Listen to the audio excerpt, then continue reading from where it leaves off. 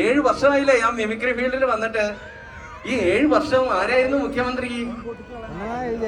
Pinarayi Vijayan sir. സത്യം പറഞ്ഞ ഒരു കുഞ്ഞു വീട്ടിൽ കഴിയുന്ന ഞാൻ ഒരു കാറ് മേടിച്ചിട്ടുണ്ടെങ്കിൽ, ഒരു വീട് മേടിച്ചിട്ടുണ്ടെങ്കിൽ അത് പിണറായി സാറിനെ വിട്ടിട്ട് മാത്രമായിരുന്നു.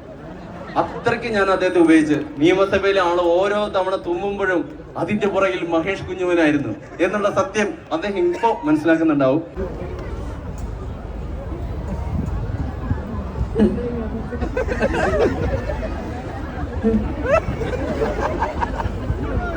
എല്ലാവർക്കും എൻ്റെ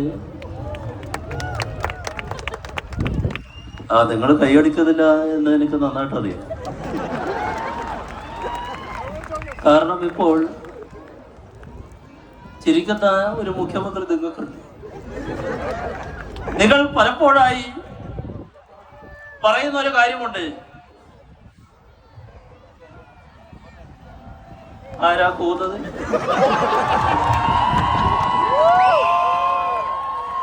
ഭയപ്പെടുത്താൻ നോക്കുകട്ടെ. നിങ്ങളെ കൂവലി കൊണ്ടോ ആർപ്പ് വിളി കൊണ്ടോ ഭയപ്പെടുന്ന ഒരാളല്ല ഞാൻ.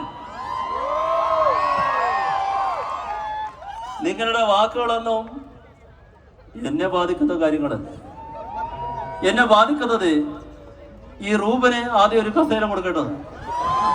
കുറെ നേരമായില്ല അവിടെ കിടന്ന് കറങ്ങുന്നത്.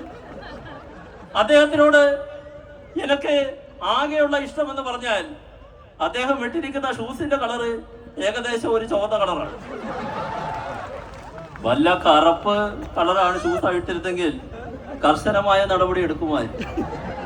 പക്ഷേ നിങ്ങൾ വിചാരിക്കുന്ന പോലെ ഞാൻ അങ്ങനെ കടുപ്പമുള്ള ഒരു മുഖ്യമന്ത്രി ആയിരുന്നില്ല. ഞാൻ ചിരിക്കാറുണ്ട്. അതെ, ഞാൻ ചിരിക്കുന്നത് കേട്ടില്ലേ?